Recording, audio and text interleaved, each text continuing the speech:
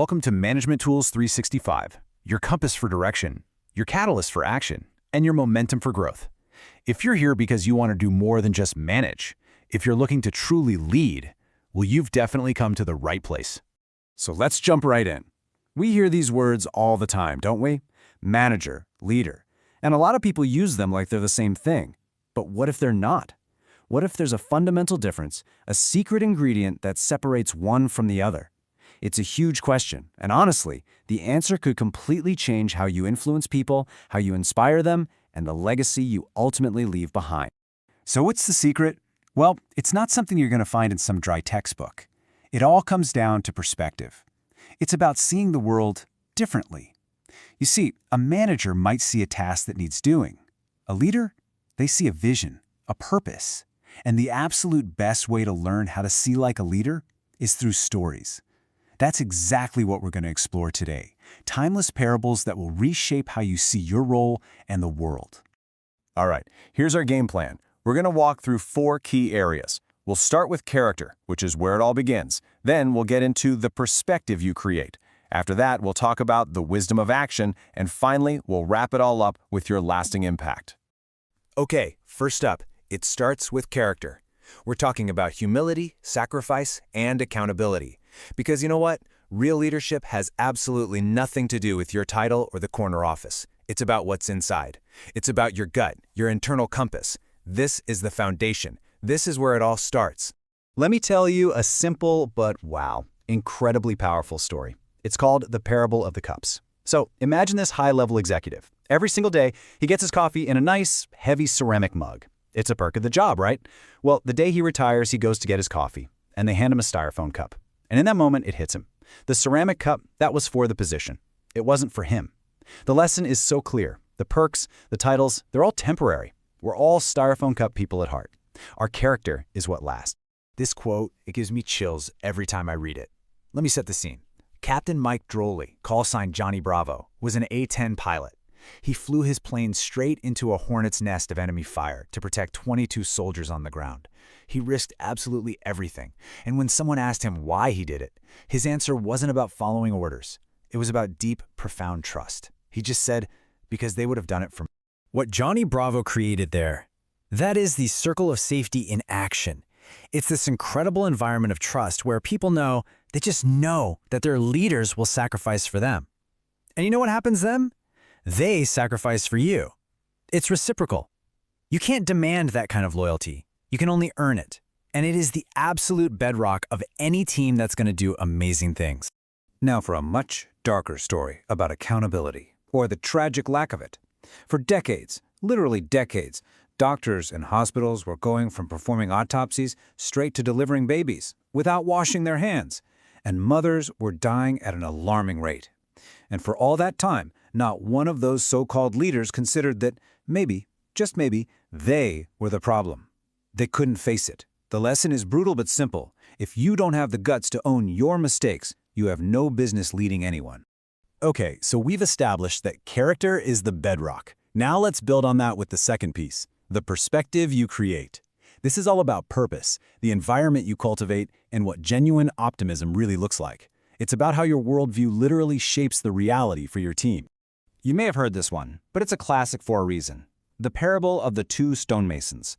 So a traveler comes across 2 men working. He asks the first one, "What are you doing?" The guy just sighs and says, "I'm laying bricks." Then he walks over to the second guy, asks the same question. This guy's face just lights up. He looks to the sky and says with pride, "I'm building a cathedral." See? Same job, totally different perspective.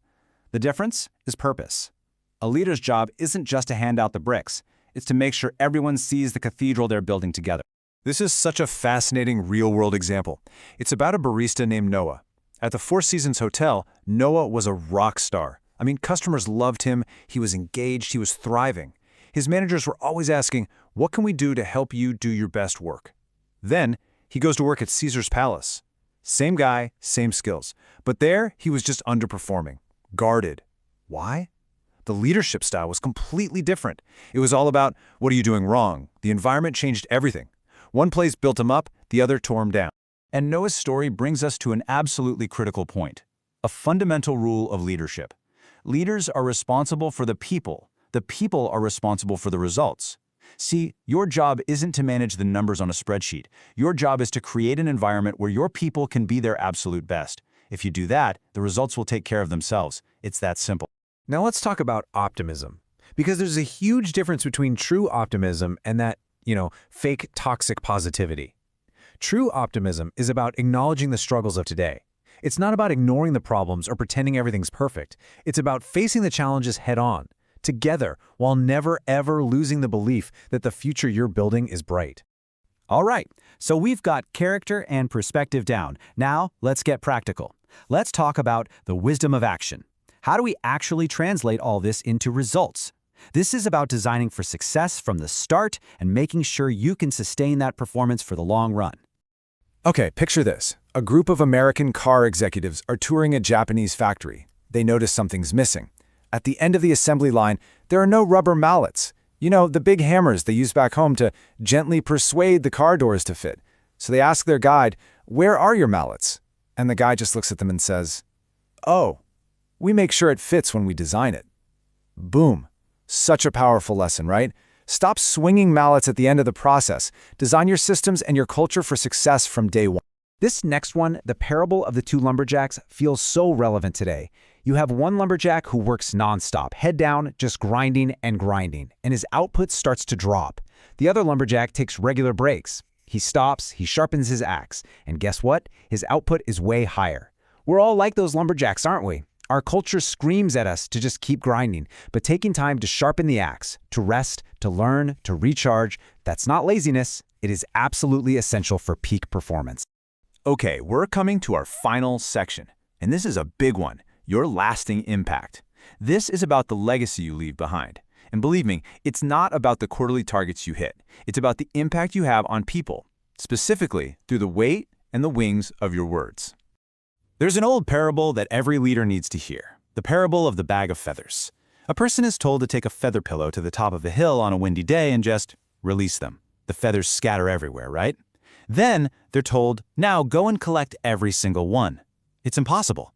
A leader's words are exactly like those feathers. Once you say them, once they're out there in the wind, you can never get them all back. Your words have incredible power. Use them with care. So when you boil it all down, leadership is storytelling. Everything you do, your actions, the values you live by, the circle of safety you build, it's all telling a story. And that story, that becomes the culture of your team. So as we wrap up, I want to leave you with one final crucial question to think about. What story are you telling? If these stories resonated with you and you're ready to go deeper on this journey, I really encourage you to continue. Do check out for all 55 lessons from Simon Sinek and our Channel Management Tools 365. Thanks so much for your time and keep leading.